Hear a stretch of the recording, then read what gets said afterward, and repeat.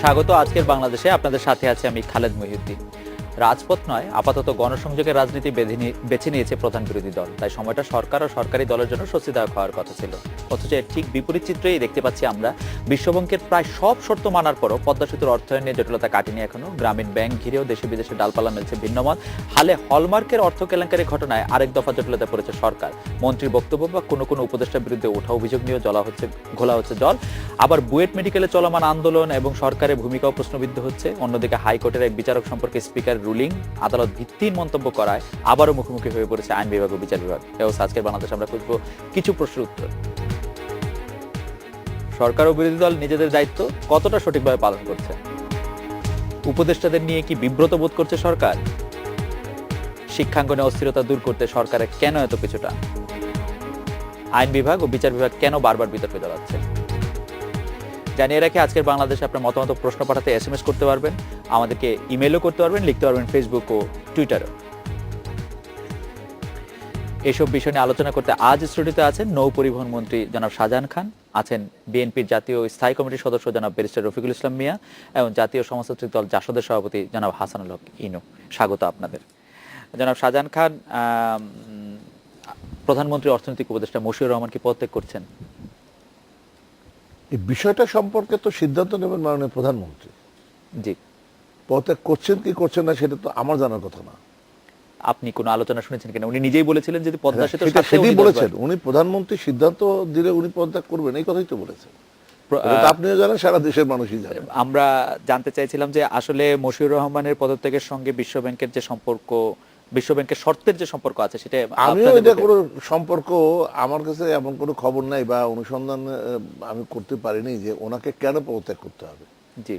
তারপরে উনি বলেছেন যদি দেশের স্বার্থে পদত্যাগ করতে হয় প্রধানমন্ত্রী বলেন পদত্যাগ করবেন। আচ্ছা, আরেকজন প্রধানমন্ত্রী আরেকজন উপদেষ্টা ডক্টর সৈয়দ মুদাসসির আলীকে নিয়েও একটি কথা উঠেছে এবং হলমার্কের সাথে তার যেই হলমার্ক সোনালী ব্যাংক থেকে টাকা সেটা নিয়ে কথা উঠেছে।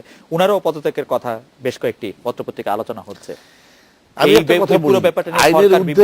আইনের ঊর্ধ্বে কেউ নয়। জি।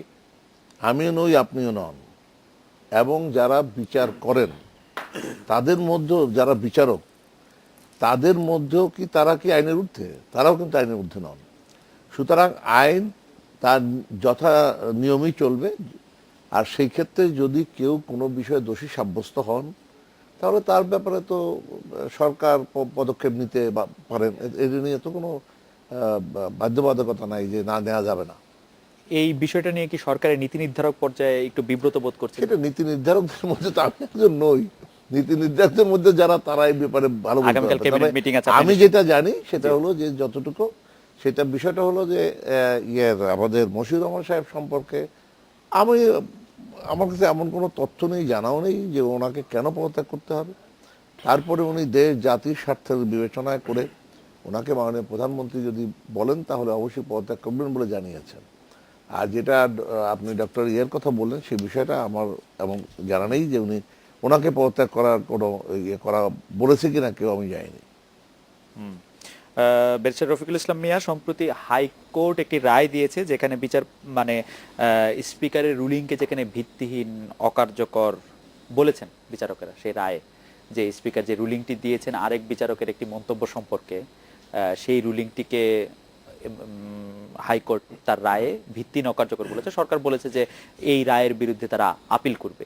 আপনি বিষয়টিকে কিভাবে দেখছেন? এটি থেকে আইন বিভাগ ও বিচার বিভাগ মুখোমুখি দাঁড়াচ্ছে নাকি এটি একটি বিচ্ছিন্ন ঘটনা? আমি মনে করি যে হাইকোর্ট তো আমাদের বিচার বিভাগ স্বাধীন। হাইকোর্ট রুলিং দেওয়ার তো অথরিটি তার রয়েছে। হাইকোর্ট তার বক্তব্য দিয়েছেন। আর পক্ষান্তরে পার্লামেন্ট অলসো স্বাধীন। পার্লামেন্টের তো কারো অধীনে নয়। এবং হাইকোর্ট মূল দায়িত্ব হলো তাদের বিচার বিভাগ দেখবেন কোনো আইনটা বৈধ কি অবৈধ, কনস্টিটিউশন বা unconstitutional, these are the points, এবং ভায়োলেশন অফ কনস্টিটিউশন হয়েছে কিনা সেগুলি তো মূলত দেখার কথা। এখানে যে সমস্যাটা দেখা দিয়েছে যে হাইকোর্টের একজন বিচারপতি বেশ কিছু কথাবার্তা বলেছেন বিচার, যখন কোনো একটা মামলার বিচার চলছিল বা বিচার বিষয়বস্তু নয়, তারপরে উনি কন্টেম্পট রুল ইস্যু করে ডেকে এনেছেন ইত্যাদি বিষয় নিয়ে বেশ আলাপ আলোচনা হচ্ছে, পত্রপত্রিকায় লেখালেখি হচ্ছিল। সেই ক্ষেত্রে কোনো একটা নির্ধারিত ডিবেটে সম্ভবত কয়েকজন নেতা, জনাব তোহার আহমদ সাহেব বা সুরঞ্জিত সেনগুপ্ত সহ আরও কয়েকজন ওই বিচারপতি মন্তব্য সম্পর্কে, এবং তিনি স্পিকার একটা রুলিং দিয়েছিলেন, সেক্ষেত্রে স্পিকারের সেই অধিকার নেই, সেই ব্যাপারেও তিনি মন্তব্য করেছিলেন। তারপর এটা নিয়ে আলাপ আলোচনা যখন হলো পার্লামেন্টে, সেখানে পার্লামেন্টে এমনকি এই বিচারপতির বিরুদ্ধে কোনো অ্যাকশন নেওয়া যায় কিনা সেই ব্যাপারে তারা কথাবার্তা বলেছেন, এবং এমন বলেছেন যে আমাদের যে কনস্টিটিউশনাল আর্টিকেল 96-এ যেখানে মানে কোনো বিচারককে কন্ডাক্ট নিয়ে যদি প্রশ্ন আসে তাহলে সুপ্রিম জুডিশিয়াল কাউন্সিলের কথা বলা হয়েছে, এবং সেখানে আলাপ আলোচনা হয়েছিল পার্লামেন্টে যে এই বিচারকদের কন্ডাক্ট বিবেচনার জন্য সুপ্রিম জুডিশিয়াল কাউন্সিল থেকে ক্ষমতা পরিবর্তন করে পার্লামেন্টকে নিয়ে তাকে অভিশংসন করার জন্য, যেটা আর কি ইমপিচমেন্ট করার যেই বিধানটা 72 কনস্টিটিউশনে ছিল, এবং পৃথিবীর বহু রাষ্ট্রের মধ্যে সেইটা রয়েছে, সেই দিকে নেওয়া যায় কিনা তাও কথাবার্তা হয়েছিল। সুতরাং সেই দিক দিয়ে, আর যেটা আপনি বলছেন যে পার্লামেন্ট এবং জুডিশিয়ারির মধ্যে কিন্তু এই বিবাদ বহু শত বছর যাবৎ ব্রিটেনে ছিল, এবং কি 300 বছরের মতো ইতিহাস দেখা যায়। মেস পার্লামেন্টের প্রসিডিং পড়লে আপনারা দেখবেন যে সেখানে যে পার্লামেন্ট বড় না জুডিশিয়ারি বড় এই পর্যায়ে, এমনকি পার্লামেন্ট সেই সময় একটা বিচার বিভাগের কাজও করতেন, ওরা জেল জরিমানা পর্যন্ত করতেন, যে কোনো লোককে ডেকে নিতেন, জেলে দিতেন বিচার করে দোষী সাব্যস্ত হলে, এবং সেটা আবার কোর্ট আলাদা বলতো যে তাদের সেই রাইট রয়েছে। এবং এই ক্ষেত্রে যেই ডিভিশন চলছিল, বিভেদ চলেছিল, এক পর্যায়ে যে সেটা সেটেলমেন্ট হয়েছে যে আমরা আমাদের সীমারেখার মধ্যে থাকবো, জুডিশিয়ারিও সীমারেখার মধ্যে থাকবে এবং পার্লামেন্টও থাকবে। তো আমাদের দেশে তো এই রকম ব্যবস্থা খুব কম হয়েছে, মানে পার্লামেন্ট এবং জুডিশিয়ারির মধ্যে এরকম তাত্ত্বিক আলোচনা হয় নাই এবং ডিবেটও হয় নাই, এবং এই আলোচনাটার ফলে হয়তো আমরা ওই জায়গাটাতে আপনি যেটা বলছেন আমরা যেতে পারি, এবং এই নিয়ে আরো ডিবেট হতে পারে। একটু দায়িত্বশীল আচরণ হয়তো সবার কাছ থেকেই কাম্য। সেটা সম্পূর্ণ দায়িত্বশীল আচরণ তো স্বাভাবিকভাবেই প্রত্যেকেই কামনা করে, যে দায়িত্ব সব ক্ষেত্রে কেউই দায়িত্বহীন নয়, আর কেউই আইনের ঊর্ধ্বে নয়, এবং কনস্টিটিউশনের ঊর্ধ্বে নয়। এভরিবডি কনস্টিটিউশন, সংবিধান মোতাবেক within the perimeter of the সংবিধান প্রত্যেকের তার মধ্যে আচরণ করতে হবে। জনাব হাসানুল হক ইনু, আপনি বা আপনার দল জোট সরকারের জোট সরকারের একটি অংশ, গত কয়েকদিন ধরে বিভিন্ন বিষয় নিয়ে আলোচনা, যেমন অর্থ উপদেষ্টা মশিউর রহমান সাহেবের পদত্যাগ, স্বাস্থ্য উপদেষ্টার সঙ্গে হলমার্কের একটি সম্পর্ক, বুয়েটের ভিসি না যেতে পারা, মেডিকেলে ভর্তি পরীক্ষাটা কিভাবে হবে, এই সবগুলি বিষয়কে আপনি আসলে কিভাবে দেখেন? আপনার একটু বিব্রত লাগছে কিনা যে সরকার একটু কোথায় যেন পথ হারিয়ে ফেলছে বলে মনে হচ্ছে? ধন্যবাদ। আমি তো জনগণের একজন প্রতিনিধি এবং জনগণ নিয়েই কাজ করি। জনগণ যেগুলো নিয়ে বিব্রত হবে, আমিও বিব্রত। আচ্ছা, সুতরাং আমি বুয়েটের ছাত্র। আপনি জনগণের ইনে কাজ করেন, আপনার যে মানে বড় শরিক অংশ আওয়ামী লীগ কি জনগণের অংশ? আওয়ামী লীগও জনগণ নিয়ে করে, বিএনপিও করে। জি। তো সুতরাং জনগণ যখন বিব্রত হয় এবং সেটা যদি কান পেতে শুনে সেই বিব্রত হওয়ার কারণটা দূর করে, তখন সে জনগণের পক্ষে অবস্থান নেয়। আমি বুয়েটের ছাত্র, জি, এবং এই বুয়েটের ছাত্র হিসেবে আমি খুবই বিব্রত বোধ করছি।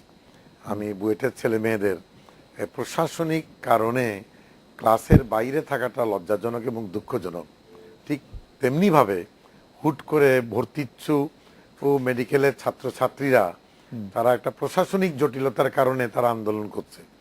আমি মনে করি যে বহুদিন পরে আমরা দেখেছি যে আন্দোলন করে ক্লাসের বাইরে থাকে ছেলেমেয়েরা।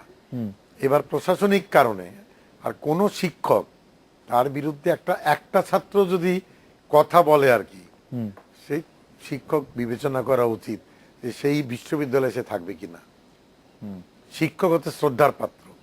আমি মনে করি মাননীয় প্রধানমন্ত্রীর অবিলম্বে হস্তক্ষেপ করা উচিত এবং এই বিব্রতকর অবস্থার থেকে বুয়েট এবং ভর্তিচ্ছু মেডিকেল কলেজের ছাত্রছাত্রীদের মানে বাঁচানো উচিত। আমি বাঁচানো শব্দটাই বললাম। আর আপনি অন্য যে কথাটা বললেন উপদেষ্টা, কথাটা হচ্ছে বিশ্বব্যাংক এবং পদ্মা সেতু, এই ব্যাপারে সরকারের নীতিগত অবস্থানটা আমি এটুকু বুঝলাম যে সরকার পদ্মা সেতু করার জন্য বিশ্বব্যাংকের টাকা চায় এবং তার জন্যে তারা বিশ্বব্যাংকের যে শর্ত দিয়েছে সেটা যৌক্তিক কি অযৌক্তিক সেটা বড় কথা নয়। কথাটা হচ্ছে যে বিশ্বব্যাংকের টাকার জন্যে যদি দুই পা পিছু হটে টাকাটা নেওয়া যায় সেটা দেশের জন্য মঙ্গলজনক। এবং পরে বিশ্বব্যাংকের যে অভিযোগ উপদেষ্টার বিরুদ্ধে অথবা মন্ত্রীর বিরুদ্ধে অথবা কর্মকর্তাদের বিরুদ্ধে, সেটা কিন্তু প্রমাণ সাপেক্ষ। সুতরাং সেই ব্যাপারটা পরে নিষ্পত্তি হতে পারে। যদি ওনারা দোষী না হন তাহলে বিশ্বব্যাংক তার দায় স্বীকার করবে, আর দোষী যদি হন তাহলে তো মাননীয় প্রধানমন্ত্রী বলেই দিয়েছেন যে দোষী দুর্নীতিবাজকে উনি রেহাই দেবেন না। আমি এইটুকু বলতে পারি যে দুপা পিছু হটে সরকার যদি বিশ্বব্যাংকের টাকা আনে আর মন্ত্রী উপদেষ্টারা যদি দোষী হন, বিশ্বব্যাংক ছাড় দিতে পারে, তা আমি ইনু ছাড় দেব না। আজ হোক কাল হোক কথাটা তুলবই আর কি। আর গাফফার চৌধুরী একটা কথা কালকে লিখেছে, আমি না বলেই পাচ্ছে না। উনি বলছেন দুটো পাঠা বলি দেওয়ার পরে দেবী তুষ্ট হচ্ছে না। দুটো পাঠা বলি মানে আচ্ছা, দুটো পাঠা বলি দিয়ে দেবী তুষ্ট হচ্ছে না, তাহলে সেই দেবীর সঙ্গে আপনি ঘর করবেন কিনা আর কি। এই ব্যাপারটা একটু যেন শাহজাহান খানের দৃষ্টি আকর্ষণ করছে যে ইনু ভাই বলছিলেন যে গাফফার চৌধুরীকে কোট করে যে দুটো পাঠা বলি দেওয়ার কথা, তারপরও দেবী তুষ্ট হচ্ছে না, সেই ক্ষেত্রে কি করা যাবে? আমরা কি মানে এই ক্ষেত্রে ব্যর্থতার পরিচয় দিলাম, নমনীয়তার পরিচয় দিলাম, আমরা কি করলাম সরকারের? আমার ব্যক্তিগত অভিমত, বাংলাদেশের মানুষ, আমাদের যেহেতু মানে অর্থনৈতিক দিক থেকে আমরা অনুন্নত একটি দেশ, স্বাভাবিকভাবে আমাদের উন্নয়নের প্রশ্নে বিভিন্ন দেশের সাহায্য সহযোগিতা, ঋণ, এগুলো আমরা নিয়ে থাকি। এই বিশ্ব ব্যাংকেরও প্রচুর অর্থ আমাদের এখানে কিন্তু এখন ইনভেস্টমেন্ট আছে।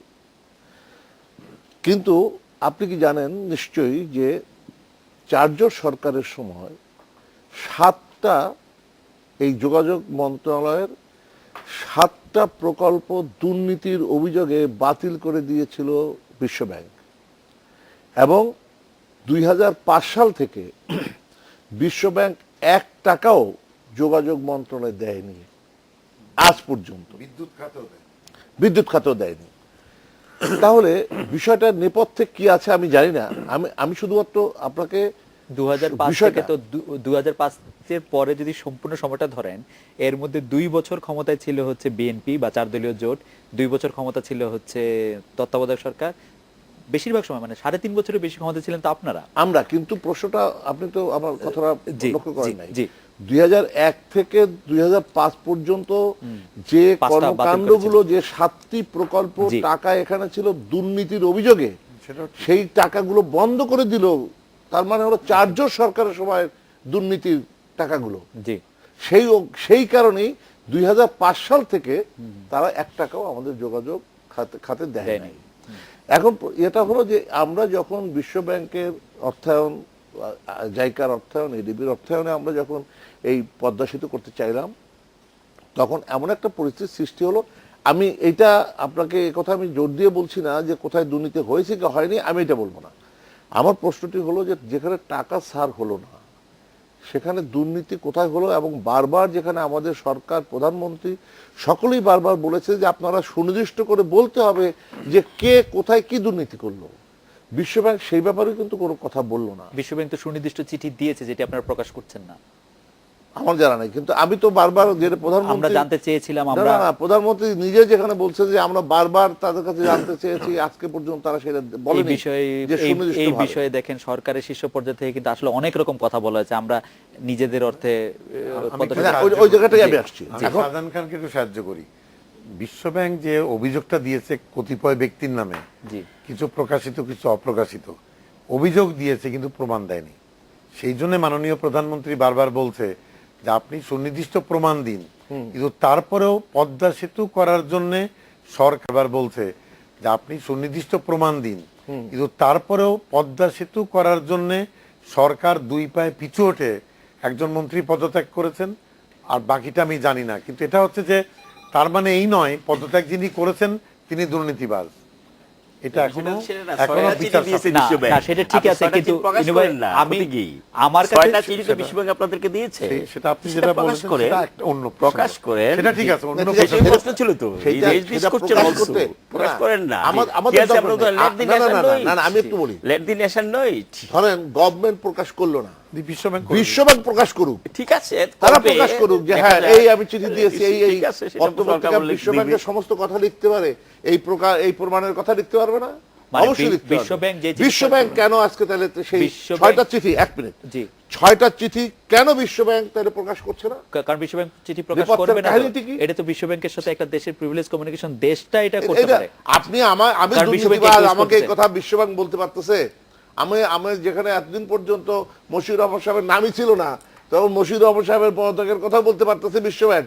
সবই যখন বলতে পারলেন, আপনার আর চিঠি চিঠিটা আপনি প্রকাশ করতে পারবেন না, আমার মনে এটা হয় হয় যে নাকি? বিশ্বব্যাংকের এটা চিঠিটা হতে পারে প্রকাশ না। করা উচিত ছিল। আমরা এটা বিরতি দেশে আমরা জনাব শাহজাহান খানের কাছ থেকে শুনছিলাম যে আপনি বলছিলেন যে বিশ্বব্যাংক কেন এই চিঠি প্রকাশ করতে পারতো। বিশ্বব্যাংক প্রকাশ না করার কারণটা কি? সেখানে তাহলে নিশ্চয়ই এমন কিছু বিষয় আছে যেগুলো মানে ওনারা তো আমাদের বিরুদ্ধে যখন অভিযোগই দিতে পারলেন দুর্নীতি হয়েছে, তা ওনারাই বলে দিক না কোথায় কি দুর্নীতি হয়েছে, পত্রপত্রিকায় সেটা প্রকাশ করে দেব, তাই তো হয়ে যায়। জনাব রফিকুল ইসলাম মিয়া। সমস্ত ব্যাপারগুলিতে আমি মারাত্মকভাবে শঙ্কিত এবং উদ্বিগ্ন যে কি হচ্ছে, কোথায় যাচ্ছি আমরা, দেশ কোথায় যাচ্ছে, এবং ওভারঅল সরকারি দল, বিরোধী দল, মানুষ, মানে এই দেশের নাগরিক রেবে কোথায় যাচ্ছে। সেই শেয়ার বাজারের কেলেঙ্কারি থেকে শুরু করেন, আসলেন বিশ্বব্যাংক, তারপরে রেলওয়ে, আসলেন কুইক রেন্টাল, একটার পর একটা অবস্থা, তারপরে হলমার্ক কেলেঙ্কারিতে আসলেন ব্যাংক। ব্যাংক যদি এই অবস্থা হয়, মানে মানুষের আস্থা কোথায় যাবে? সরকারি ব্যাংক, হাজার হাজার কোটি টাকা লুট হয়ে চলে গেল। ব্যাংকের কথা মনে পড়লে আমার খুব ভালো একটা মনে পড়ে, আমি 40 লক্ষ টাকা লোন নিয়েছিলাম বাড়ি করার জন্য। 1,25,00,000 টাকা আমাকে দিতে হয়েছে, 40 মানে সুদ দিতে হয়েছে 85 লক্ষ টাকা। কত পার্সেন্ট পার্সেন্ট হিসাব করে মানে কত পার্সেন্ট সে জানে, but that is the reality. 1,25,00,000 মানে 40 লক্ষ টাকা দিতে হয়েছে। এবং সোনালী ব্যাংক বলেছে গৃহ ঋণ সুদের কোনো মৌকুব হয় না, একবার চিঠি দিয়ে জানাইছে। কিন্তু আমি সেটাও জানি, এক সোনালী ব্যাংকেই 1,20,00,000 টাকা সুদ পুরো মাফ করে দিয়েছে গৃহ ঋণ সুদ। সেই কাগজ আমার কাছে আছে, প্রয়োজনে আপনার আরেকটা অনুষ্ঠান করে আমি দেখাতে পারবো। আর এখন তো হলমার্ক থেকে দেখা গেল 3,500 4,000 কোটি টাকা। এখন বলছে শুধুমাত্র সোনালী ব্যাংক নয়, জনতা ব্যাংক এবং রূপালী ব্যাংক থেকে শুরু করে এমনকি অগ্রণী ব্যাংক পর্যন্ত এই যদি অবস্থা হয়, আর সমস্ত আপনার শিক্ষা প্রতিষ্ঠান থেকে শুরু করে, বইটার কথা এখানে আলোচনা হইল, শিক্ষা প্রতিষ্ঠান যদি এইভাবে শেষ হয়ে যায়, ব্যাংকিং সেক্টর শেষ হয়ে যায়, শেয়ার বাজার তো গেছে, সমস্ত ক্ষেত্রেই যদি দুর্নীতি, পদ্মা সেতুর কথা তো জনাব শাহজাহান সাহেব বললেনই, এবং তিনি রেফারেন্স দিয়েছেন যে আগে হয়েছে, আগে কি হয়েছে সেগুলি সবাই জানে, আমরাও জানি। কিন্তু এখন সুনির্দিষ্ট অভিযোগ সত্ত্বে আপনি বললেন যে গফফার চৌধুরী সাহেবের লেখা জনাব ইউনূস সাহেব কোট করলেন যে 2 পাঠা বলি দেওয়ার পরেও যদি দেবী সন্তুষ্ট না হয় তাহলে কি করার থাকতে পারে। সুতরাং সেটা সরকারকে তার জবাব দিতে হবে।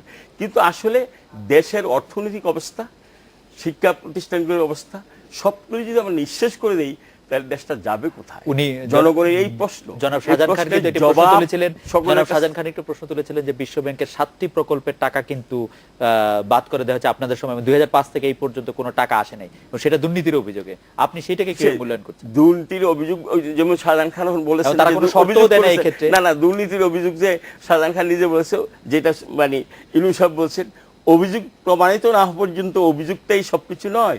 এই কথাটা আপনার এখানে এই টেবিলে আলোচনা হয়েছে। দুর্নীতির অভিযোগ তার সেটা প্রমাণ হয়েছে, কোনো প্রমাণ তারা দিতে পারে না যে অভিযোগটা বলেন। হ্যাঁ ঠিক আছে, এইটুকু রইলেন তো। এখন যেটা হলো সেটা হলো যে সরকার দুর্নীতি হয় নাই বলে বলছে, বলার পরে বিশ্বব্যাংক সরকারের কথা মতে অবৈধ কতগুলি, অন্যায়ভাবে কতগুলি আবদার করেছিল, সবগুলি আবদার এই সরকার মেনে নিয়েছে। মন্ত্রী পদত্যাগ করবেন না, পদত্যাগ করলেন। অফিসাররা পদত্যাগ করবেন না, অফিসার পদত্যাগ করলেন। উপদেষ্টা প্রস্তুতি নিয়েছেন পদত্যাগ করার জন্য, সেই কথা বলেছেন। সুতরাং হলমার্কের দুর্নীতির জন্য আরেকজন উপদেষ্টা চলে যাবে, এই সমস্ত কথা গুঞ্জন ব্যাপারে হচ্ছে। এই হলো ডিফারেন্স বিটুইন আগের আর বর্তমানে। আমি বলছি না আগে সব ভালো কাজ হয়েছে,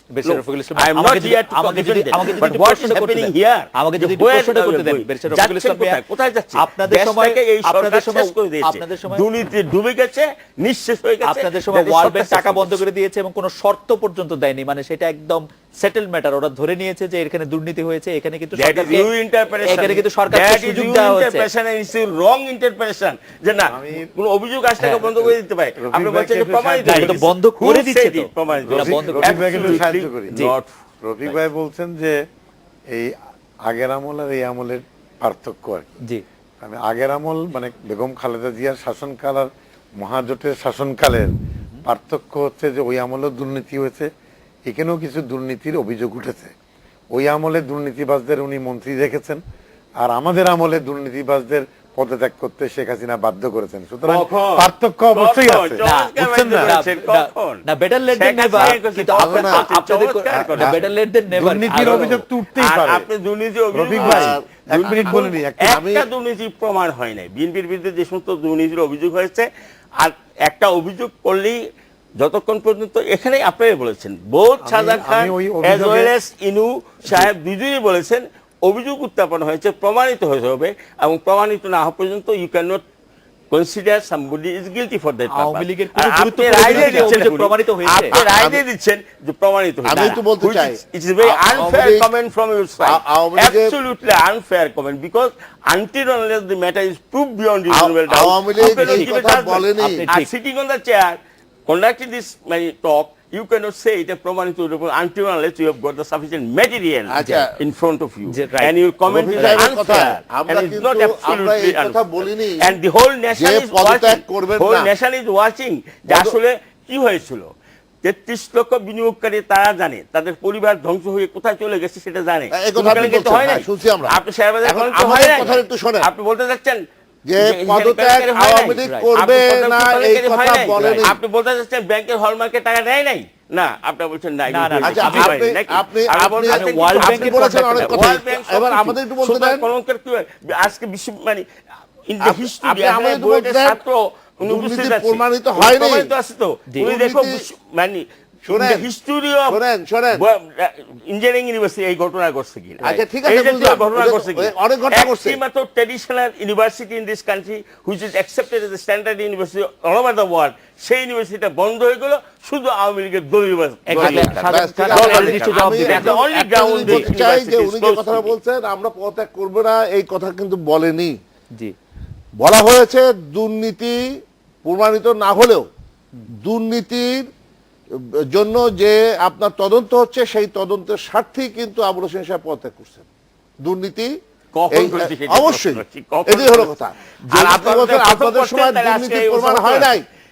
দুর্নীতির প্রমাণ হয়েছে যখন আপনারা সিমেন্স কোম্পানি, আপনাদের সময় সিমেন্স কোম্পানির থেকে যে টাকা আপনারা সিমেন্স কোম্পানির থেকে কোকো সাহেব নিলেন, এবং যে কোকো সাহেবের অভিযোগে সিমেন্স কোম্পানিকে কানাডার আদালত যেখানে আপনার ইয়ে করলো, সেখানে আপনার বিচার করলো, তাকে মোটা অঙ্কের জরিমানা করলো, এবং আপনি সেখানে এই দেশে সেই আইনে এখানে মানি লন্ডারিংয়ের কারণে 6 মাসের সাজা হলো।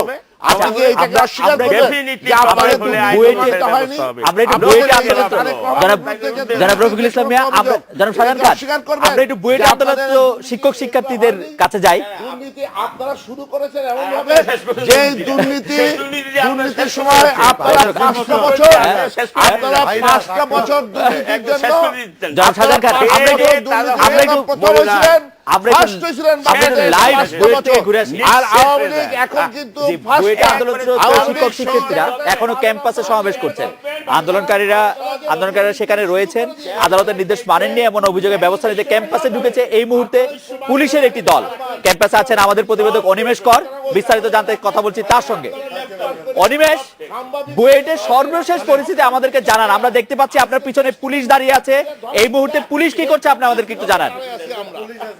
খালেদ, আপনি আমার পেছনে যেমনটি দেখতে পাচ্ছেন যে অনেক পুলিশ দাঁড়িয়ে আছে, এবং এই মুহূর্তে বুয়েট ক্যাম্পাসে উপস্থিত হয়েছেন পুলিশের উপকমিশনার শিবলি রোমান সহ পুলিশের কয়েকজন ঊর্ধ্বতন কর্মকর্তা। তারা আদালতের একটি নির্দেশনা নিয়ে এসেছেন। আদালত যেই নির্দেশনাটি দিয়েছিল যে বুয়েটে কোনো ধরনের বিশৃঙ্খল ঘটনা যাতে না ঘটে, আইন শৃঙ্খলা পরিস্থিতি যাতে নিয়ন্ত্রণে থাকে, সেই ব্যবস্থা নিতে পুলিশের পক্ষ থেকে বলা হচ্ছে যে আজকে দুপুরে যেহেতু বুয়েটে কিছুটা বিশৃঙ্খলার সৃষ্টি হয়েছিল, সেই বিষয়টি তারা এখানে দেখভাল করার জন্য আসছেন। সরকার থেকে উচ্চ পর্যায় থেকে তাদের উপর প্রচণ্ড চাপ আছে যে বুয়েটের পরিস্থিতি যেন শান্ত থাকে, সেই কথাটি তারা বুয়েটের শিক্ষকদের বোঝাচ্ছেন। থেকে উচ্চ পর্যায় থেকে তাদের উপর প্রচণ্ড চাপ আছে যে বুয়েটের পরিস্থিতি যেন শান্ত থাকে, সেই কথাটি তারা বুয়েটের শিক্ষকদের বোঝাচ্ছেন। আমরা যদি ক্যামেরাটা একটু ওইদিকে ঘোরাই তাহলে দেখতে পাবো যে সেখানে বুয়েটের শিক্ষকদের সাথে পুলিশের দলটি কথা বলছে এবং তারা পুলিশকে বুয়েটের শিক্ষকদের যে বিষয়টি বলছেন যে বুয়েটে আজকে বিশৃঙ্খলা ঘটেছে, শিক্ষকদের এবং ছাত্রদের পক্ষ থেকে বলা হয়েছে যে সাধারণ ছাত্রছাত্রীরা কোনো ধরনের বিশৃঙ্খলা করেনি, একটি দল এসে যারা বিশৃঙ্খলা করার চেষ্টা করেছিল তাদেরকে তারা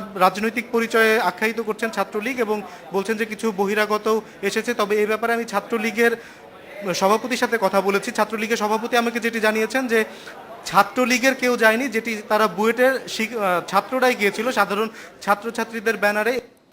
সাধারণ ছাত্রদের সাথে কথা বলেছে তার, এবং যারা বুয়েট থেকে পাশ করে গেছেন এমনও কয়েকজনকে দেখেছেন। এখন আসলে মূলত শিক্ষকদের সাথে পুলিশের দলটির একটি বাকবিতণ্ডা হচ্ছে, দুই পক্ষই তাদের যুক্তি তুলে ধরছেন এবং আদালতের নির্দেশনার কপিটি পুলিশ নিয়ে এসেছেন, তারা সেই কপিটি দেখাচ্ছেন।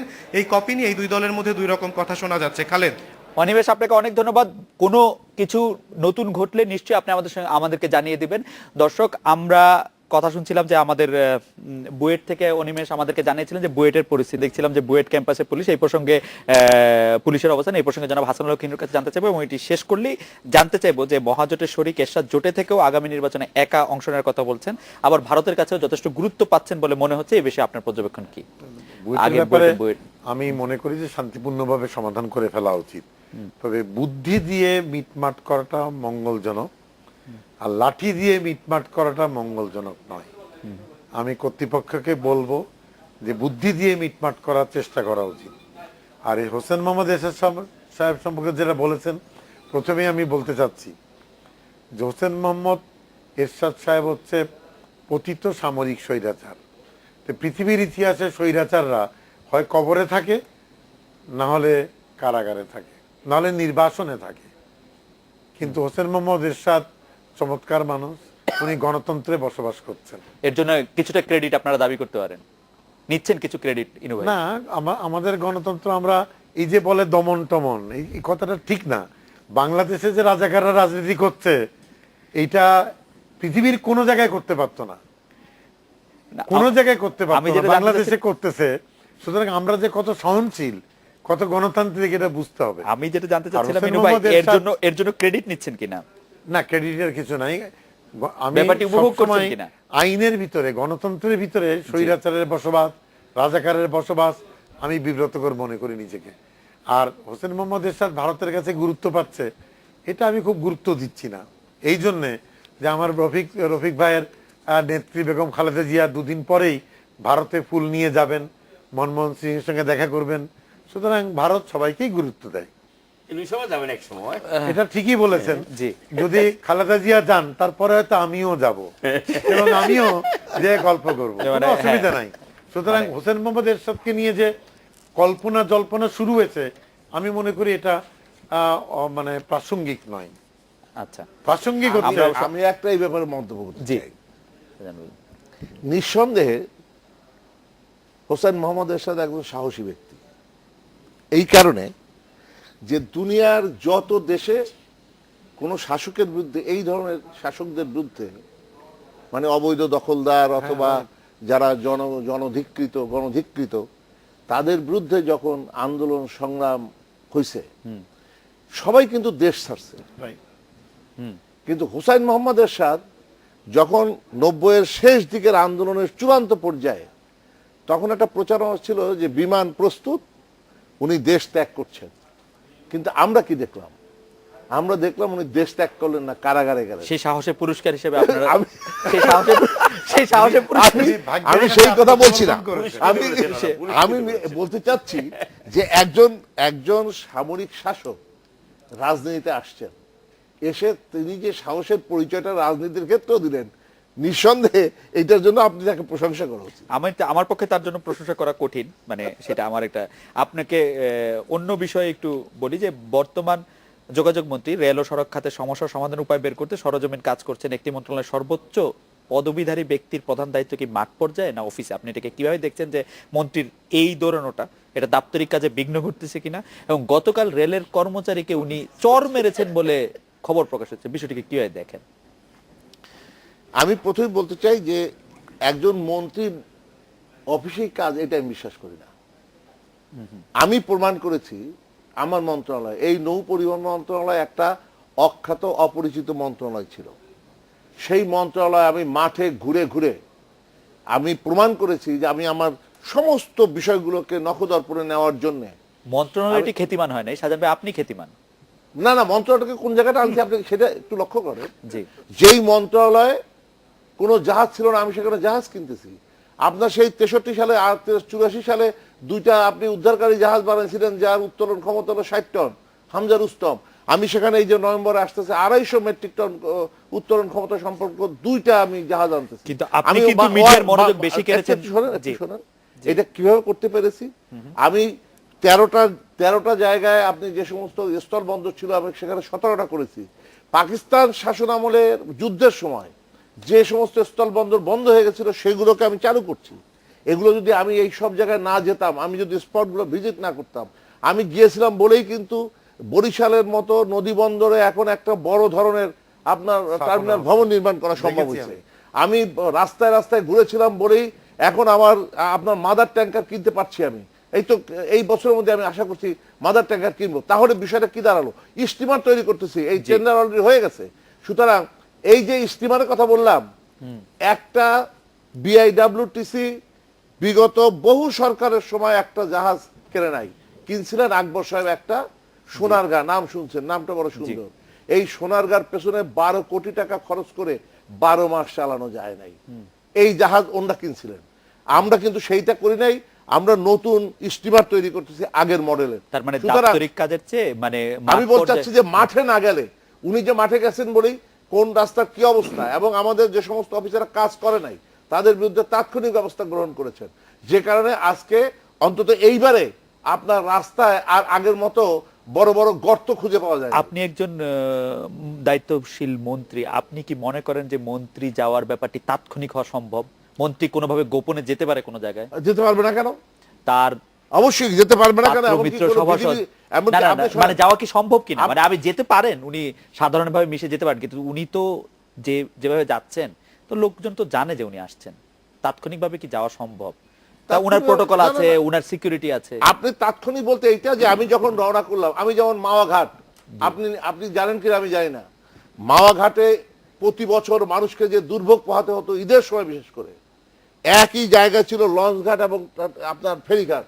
এইটাকে আমি 2 ভাগ করার জন্য একদিকে লঞ্চ ঘাট একদিকে ফেরিঘাট থাকবে, আমাকে দীর্ঘদিন করতে দেওয়া হয়নি। আমি প্রায় 2.5 বছর প্রচেষ্টার পরে এই বছর ঈদে যে আমি সার্ভিস দিয়েছি এবং সেখানে আমি হঠাৎ গিয়েই আমি সেই সমস্ত কাজগুলো করেছি। তার মানে এটা বোঝা গেল যে যাত্রী আজকে এবারে সুযোগ পেয়েছে। সদরঘাটের অবস্থাটা কি? যেই সদরঘাটে আপনার মানুষকে বিভিন্ন ধরনের হয়রানি হতে হতো, সেই সদরঘাটকে আমি পরিচ্ছন্ন করেছি। এগুলো কিন্তু এমনি একদিনে হয় না, আমি গেছি বলেই হয়েছে। সুতরাং যাওয়া সম্ভব এবং যাওয়া উচিত। প্রত্যেক মন্ত্রীরই শুধু আপনার অফিসে নয়, তাকে মাঠেও থাকা উচিত। ব্যারিস্টার রফিকুল ইসলাম মিয়া, বিগত 1 বছরে বিএনপি একাধিকবার কঠোর আন্দোলন, লাগাতার হরতাল, এসব মানে অনেক কঠোর কর্মসূচি ঘোষণা দিয়েও কিছুদিন আগে আবার শান্তিপূর্ণ কর্মসূচিতে আসলো।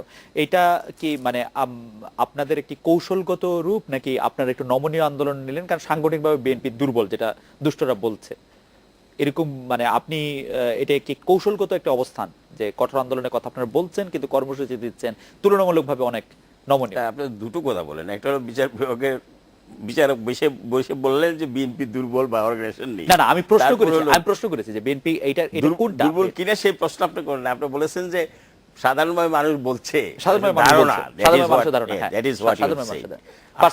আপনার প্রশ্ন আপনি আমাকে বলেন না বিএনপি দুর্বল, this is not your question. আপনি তো সাধারণ খান সাহেবের কাছে একটা প্রশ্ন করে, যে প্রশ্ন করেছিলেন সেইটার বহু দূরে তিনি মানে ভ্রমণ করেছেন এবং ভ্রমণ করে ওনার মন্ত্রণালয়ের কার্যাবলী কত ভালো করেছেন তিনি সেই বিবরণ উনি দিয়েছেন। রাস্তাঘাটের ড্রাইভারদের বিবরণ এক সময় আমরা আপনার কাছ থেকে শুনেছি, তার পরবর্তী সময় কি ঘটনা দেশে ঘটছে সেই কথাও মানুষ বক্তব্য জানে। তো সেই সমস্ত আছেই, এবং মানে কোন আমলে কত চুরি হয়েছে এই সমস্ত কথাবার্তাও বলেছেন, এটা সকলেই জানে, দেশের অবস্থাটা সবার কাছেই জানা আছে। আপনি বিএনপির এখন আমার যেই মূল প্রশ্ন এনেছেন, যে আমি মনে করি হ্যাঁ এটা একটা কৌশলগত অবস্থানেই বলা হয়েছে।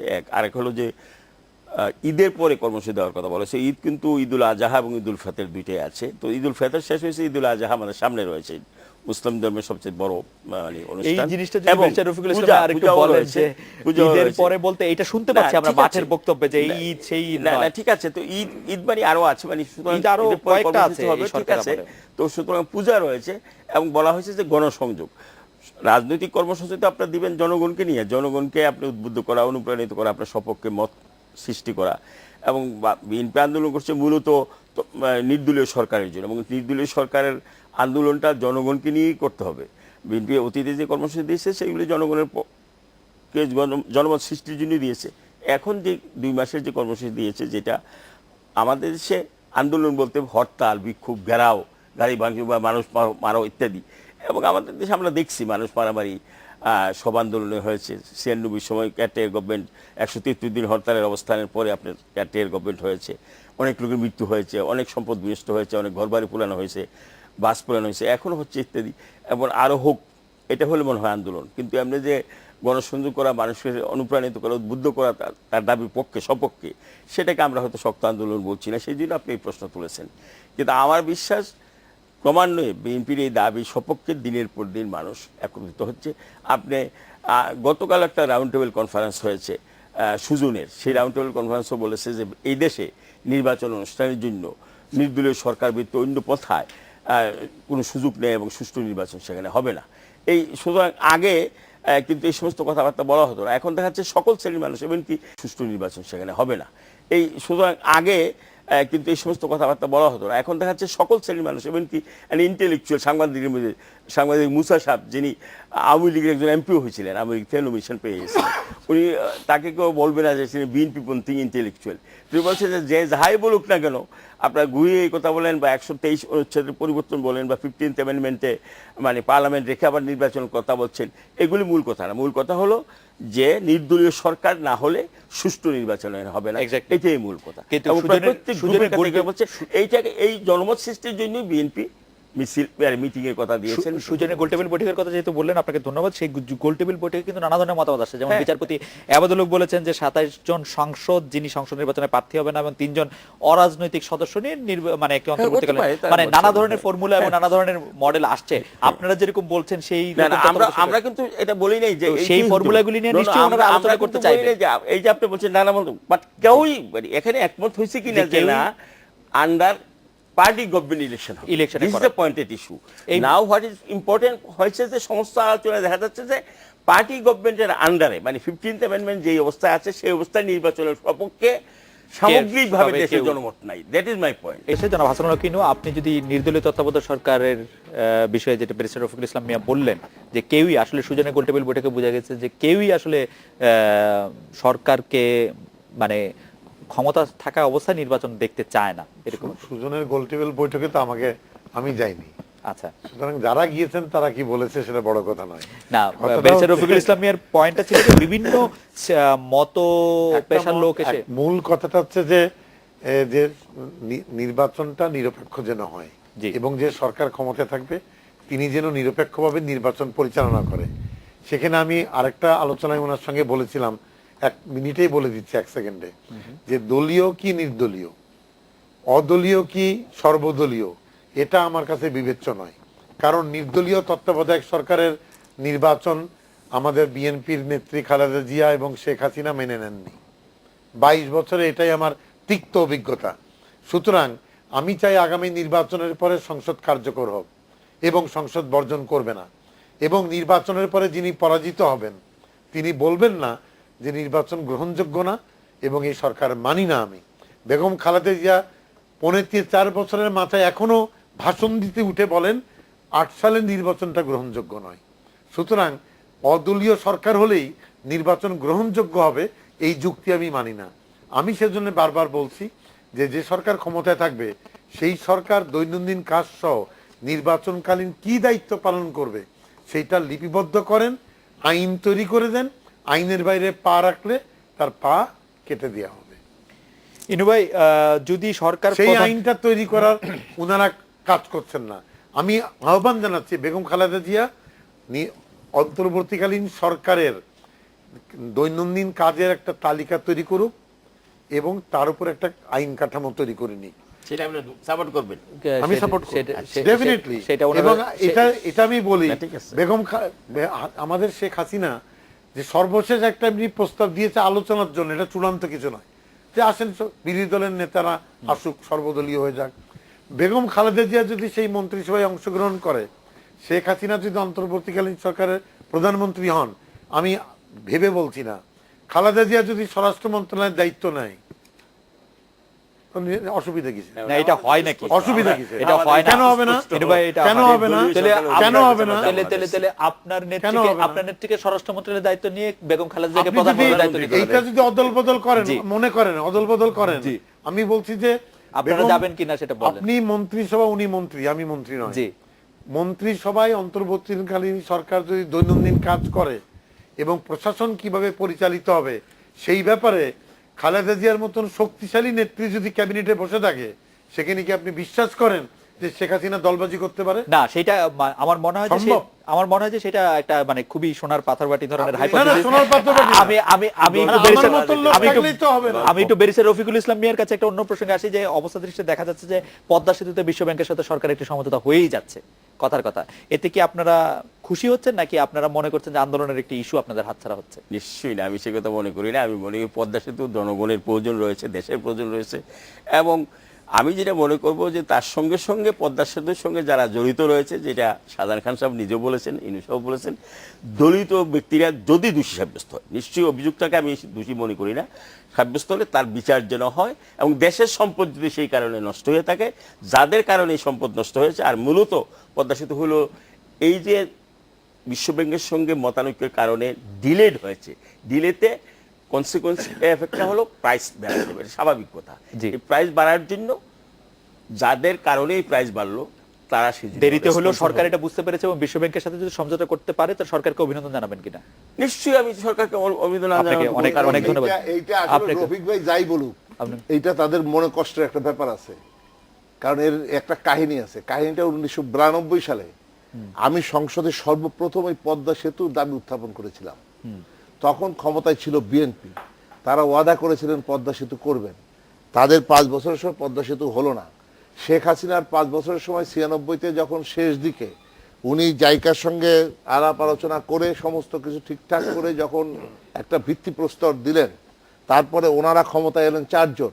ক্ষমতা আসার পরে সেখানে পদ্মা সেতু হবে না আরিচাতে হবে, এই বিতর্ক তুলে এক বিরাট বিশৃঙ্খল অবস্থার সৃষ্টি করলেন। না, আরিচাতে চলে গেল। হ্যাঁ, এটা বাতিল করে আরিচাতে চলে গেল। আরিচা চলে এই অবস্থা। তখন আন্দোলন, সেই আন্দোলনের নেতৃত্ব করার সুযোগ আমার হয়েছে পদ্মার মানে কাওড়াকান্দি ঘাটে, অর্থাৎ ওই যে মাদারীপুরে আমার নির্বাচন, আমার এলাকা জেলার মধ্যে, সেখানে যে ঘাটে আমরা হাজার হাজার মানুষ, যে আপনাকে দক্ষিণাঞ্চলের আন্দোলনের মানুষ সুযোগ দিছে, সেই যে জন্য আমরা দেওয়া আন্দোলন উচিত। করলাম, সেই আপনাকে আন্দোলনের আন্দোলনের নেতৃত্ব আমি সুযোগ দিয়েছিলাম। দিয়েছিলেন। সুতরাং ওনারা আপনি কিন্তু ধন্যবাদ যদি দেন। চাইতেন যে এই পদ্মা সেতু করতে হবে, তাহলে কিন্তু ওনারা সেদিন সেই সিদ্ধান্ত দিতে পারতেন। কোনো সিদ্ধান্ত দেননি।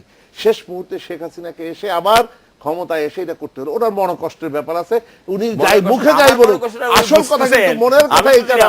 মনের কথাটা ভিন্ন। যাই হোক, আমি একটা বিষয় একটু বলতে চাই আপনাকে, যেটা খুব গুরুত্বপূর্ণ, যেটা বলেছেন নির্বাচন দলীয় সরকারের অধীনে না দলীয় সরকারের অধীনে, এই যে বিতর্ক, আমি আপনাকে শুধু স্মরণ করে দিতে চাই যে কি প্রেক্ষাপটে তত্ত্বাবধায়ক সরকারের এই দাবি এসেছিল, আইন হয়েছিল। নিশ্চয়ই ভুলে যায় না বাংলার মানুষ Right. যে এটা আপনার মাগুরার নির্বাচনে বিএনপি যখন মাগুরার নির্বাচন যেভাবে করলো, আমি খুব আমাদের হাতে দ্রুত শেষ আর করব। 130 এক মিনিটে শেষ করব। জি, আর 10 সেই মিনিট সেই শেষ আন্দোলনের মধ্য করব। দিয়ে তত্ত্বাবধায়ক সরকার যখন হলো, 130 ওনারা কথা আপত্তি হয়েছিল। করলেন।